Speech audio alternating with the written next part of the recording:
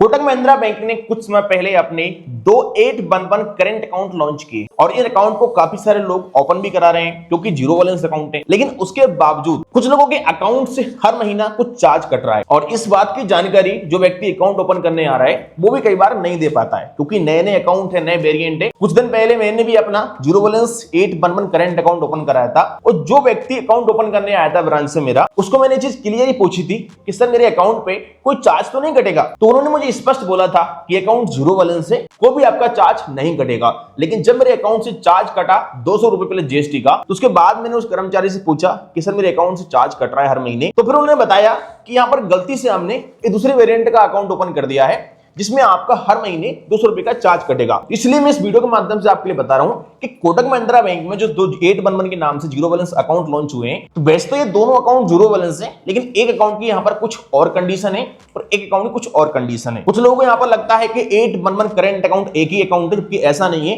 इसके दो वेरिएंट हैं। तो अगर आप भी इन अकाउंट को ओपन करने का सोच रहे हैं तो पहले आप ये जान लो कि इन दोनों अकाउंट पर क्या क्या आपको चार्ज देने पड़ेंगे ताकि आपको अकाउंट ओपन करने के बाद कोई समस्या ना आए। चलिए स्टार्ट करते हैं इस वीडियो को और समझते हैं इन 811 करेंट अकाउंट के सारे चार्ज एंड फीस के बारे में। अगर आप इन अकाउंट को ओपन करना चाहते हैं, कैसे ओपन करेंगे, क्या एलिजिबिलिटी है, क्या क्या डॉक्यूमेंट लगते हैं, तो इसके ऊपर हम ऑलरेडी एक वीडियो बना चुके हैं जो कि आपके लिए चैनल पर मिल जाएगा, आप देख सकते हैं। आज की इस वीडियो में बात करते हैं चार्ज की। चैनल पर अगर आप पहली बार आए सब्सक्राइब कर लीजिएगा क्योंकि यहां पर आपके लिए इसी प्रकार की जानकारी मिलती रहती है। देखिए अभी यहां पर मैं आ चुका हूं 811 की ऑफिशियल वेबसाइट पर। यहां पर आप देख सकते हैं आपको दो अकाउंट मिलते हैं। एक अकाउंट का नाम है कोटक 811 करेंट अकाउंट डिजिटल, दूसरे अकाउंट का नाम है Kotak 811 current account pro digital plus branch. अभी जो प्रो वाला अकाउंट है ना, इसमें यहां पर कुछ आपके लिए सर्विस फ्री मिलती है, लेकिन हमको चार्ज भी करते हैं एक्स्ट्रा। इस बात का ध्यान रखना आपको। अब यहां पर कुछ लोग समझते हैं कि कोटक 811 करंट अकाउंट एक ही अकाउंट है, जबकि ऐसा नहीं है।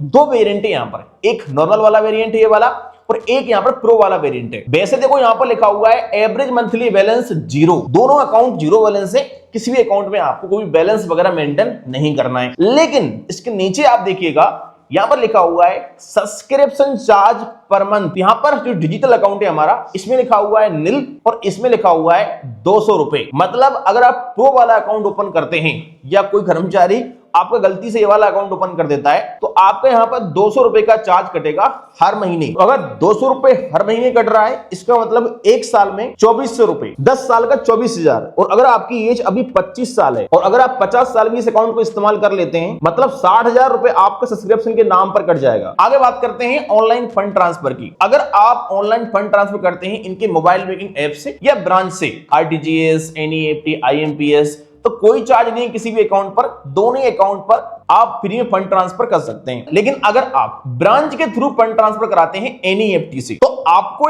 नॉर्मल डिजिटल अकाउंट पर देना पड़ेगा कुछ चार्ज। जैसे कि 10,000 रुपए के अंदर अगर आप एनईएफटी करते हैं ब्रांच से, 2 रुपए चार्ज है। 10,000 से लेके 1 लाख के बीच में करते हैं, 4 रुपए चार्ज है। 1 लाख से 2 लाख के बीच में 14 रुपए चार्ज है। 2 लाख से अगर प्लस के अमाउंट का एनईएफटी करते हैं ब्रांच से तो आपको 24 रुपए चार्ज देना पड़ेगा। लेकिन प्रो वाले अकाउंट पे आप एक ट्रांजैक्शन एनईएफटी का बिल्कुल फ्री ऑफ कॉस्ट कर सकते हैं, उसके बाद आपको चार्जेस देना पड़ेगा। बात करते हैं आरटीजीएस की। अगर आपका अमाउंट 5 लाख से प्लस है और आप आरटीजीएस करते हैं ब्रांच से तो 40 रुपए चार्ज है। लेकिन प्रो वाले अकाउंट पे आपको 1 महीने के अंदर एक आरटीजीएस ट्रांजैक्शन फ्री मिलता है, आप कर सकते हैं। बात करते हैं कैश विड्रॉल की और कैश डिपॉजिट की। तो अगर आप ब्रांच से कैश विड्रॉल करते हैं या फिर कैश डिपॉजिट करते हैं तो आपको नॉर्मल सेविंग अकाउंट पर 1000 रुपए पर 4.5 रुपए का चार्ज देना पड़ेगा और ये चार्ज मिनिमम 50 रुपए है। इस बात का मतलब ये है कि आप अगर 1000 रुपए का भी कैश डिपॉजिट करते हैं ब्रांच से या विड्रॉल करते हैं अपने नॉर्मल करंट अकाउंट पर, तो आपको 50 रुपए का तो चार्ज कम से कम देना ही पड़ेगा। बाकी फिर आपके अमाउंट के हिसाब से अधिक भी चार्जेस कट सकता है। लेकिन आपके प्रो अकाउंट पर आपको पर मंथ 5 लाख रुपए या फिर 5 ट्रांजैक्शन फ्री ऑफ कॉस्ट मिलते हैं कैश डिपॉजिट के,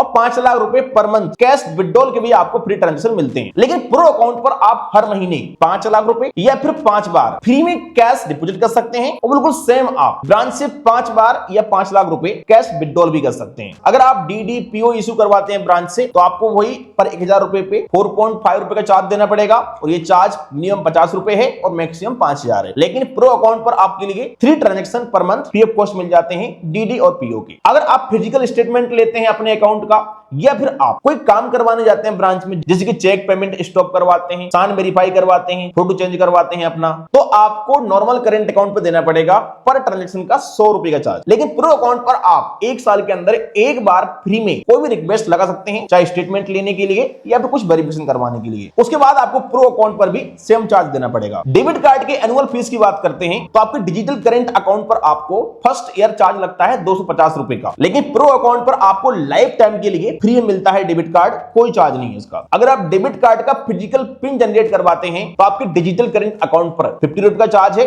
इस पर कुछ भी नहीं लिखा हुआ है। डेबिट कार्ड को अगर आप रिप्लेसमेंट करवाते हैं तो आपके डिजिटल करेंट अकाउंट पे 250 रुपए का चार्ज है और इस अकाउंट पर कुछ भी नहीं है, वो लाइफ टाइम फ्री कार्ड मिल रहा है। अगर बात करें हम डेबिट कार्ड के नंबर ऑफ ट्रांजैक्शन की, तो आप अगर कोटक महिंद्रा बैंक के एटीएम मशीन से कैश विड्रॉल करते हैं तो किसी भी अकाउंट पे कोई चार्ज नहीं है, आप अनलिमिटेड कैश विड्रॉल कर सकते हैं किसी भी कोटक महिंद्रा बैंक के एटीएम मशीन द्वारा। अगर हम बात करें अदर बैंक के एटीएम मशीन की, तो अगर आपके पास एक नॉर्मली करेंट अकाउंट है ये वाला और आप मेट्रो सिटी में रहते हैं तो आपको हर महीने 3 ट्रांजेक्शन फ्री ऑफ कॉस्ट मिलेंगे, नॉन मेट्रो सिटी के लिए 5 ट्रांजेक्शन। और अगर आप लिमिट क्रॉस करते हैं तो फाइनेंशियल ट्रांजेक्शन पे 23 रुपए और नॉन फाइनेंशियल पे 10 रुपए का चार्जेस देना पड़ेगा। और प्रो अकाउंट पर भी बिल्कुल सेम कंडीशन है, मेट्रो सिटी में 3, नॉन मेट्रो में 5 और लिमिट क्रॉस करोगे तो फाइनेंशियल पे 23 रुपए और नॉन फाइनेंशियल पे 10 रुपए। अगर आप साउंड बॉक्स लेते हो तो साउंड बॉक्स पे आपको यहां पर चार्ज लगता है, नॉर्मल करेंट अकाउंट पे आपका कटेगा 499 रुपए वन टाइम और मंथली रेंट है 125 रुपए। लेकिन प्रो अकाउंट पर आपका केवल मंथली यहां पर जो रेंट लग रहा है वो नहीं कटता है, वन टाइम आपके लिए 499 रुपए देना पड़ता है। बात करते हैं चेकबुक की, तो आपके डिजिटल करेंट अकाउंट पर हर साल आपको 25 पेज की चेकबुक फ्री ऑफ कॉस्ट मिल जाती है, आप रिक्वेस्ट लगा करके ले सकते हैं। लेकिन आपके प्रो अकाउंट पर आपको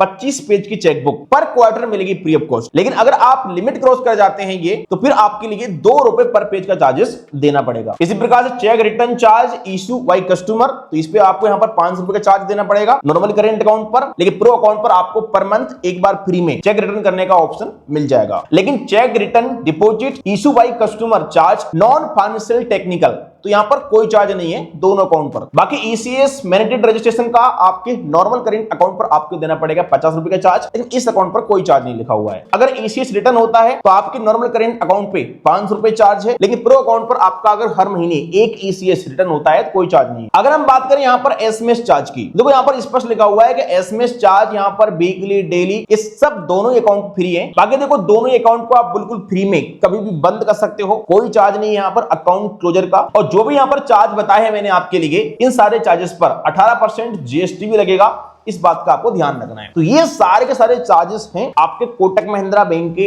811 करंट अकाउंट के। तो अब यहां पर ये क्वेश्चन आता है कि इन दोनों में से कौन सा अकाउंट हमें ओपन करना चाहिए, कौन सा अकाउंट बेस्ट है। तो अगर आप डिजिटल तरीके से अपने अकाउंट को इस्तेमाल करना चाहते हैं, ब्रांच में आप कभी कभार जाते हो या जाते ही नहीं हो, तो फिर आपके लिए 811 करेंट अकाउंट डिजिटल बेस्ट है, आप इसे ओपन कर सकते हो। लेकिन अगर आपका ब्रांच में अल्टरनेट डे पे जाना होता है, हर दूसरे दिन तीसरे दिन या महीने में आप 4-5 बार जाते हो ब्रांच में कैश विड्रॉल करने, कैश डिपॉजिट करने के लिए, मतलब आपका अगर ब्रांच में अधिक काम पड़ता है तो फिर आपके लिए Kotak 811 current account pro plus digital वाला अकाउंट बेस्ट है, क्योंकि इस अकाउंट पर आपके लिए ब्रांच में काफी सारी सर्विस फ्री ऑफ कॉस्ट मिल रही है। बट ध्यान रखना इसमें हर महीने आपका 200 रुपए का चार्जेस कटेगा। वैसे अगर देखा जाए तो भले यहाँ पर सर्विस आपको फ्री ऑफ कॉस्ट मिल रही हो, बट 200 रुपए पर मंथ मतलब हर साल का 2400 रुपए का चार्जेस थोड़ा अधिक हो जाता है। बाकी आपकी मर्जी, अगर आप अकाउंट ओपन करना चाहते हो कर सकते हो। वैसे बहुत सारी ऐसी बैंकें हैं हमारे इंडिया में जो आपको करेंट अकाउंट बिल्कुल फ्री में भी देती हैं, कोई ऐसा चार्ज यहाँ पर नहीं कटता है। जिसके एयू स्मॉल फाइनेंस बैंक में कुछ करेंट अकाउंट आते हैं जो कि जीरो बैलेंस है। मैंने खुद पर्सनली अकाउंट ओपन कराया था अपना करेंट अकाउंट, इसलिए आपको बता रहा हूँ। बाकी बहुत सारी बैंकें हैं, ऐसा नहीं कि एयू स्मॉल फाइनेंस बैंक की है जो चार्ज नहीं काटती हैं, काफी अच्छी सर्विस भी आपको मिल जाती है। तो आप और बैंक में भी ट्राई कर सकते हैं, अकाउंट ओपन कर सकते हैं। बाकी आप लोग मुझे कमेंट करके बताइएगा आपके लिए कौन सा अकाउंट बेस्ट लगा इनमें से। वीडियो पसंद है लाइक करिएगा। चलिए मिलते हैं किसी नेक्स्ट वीडियो।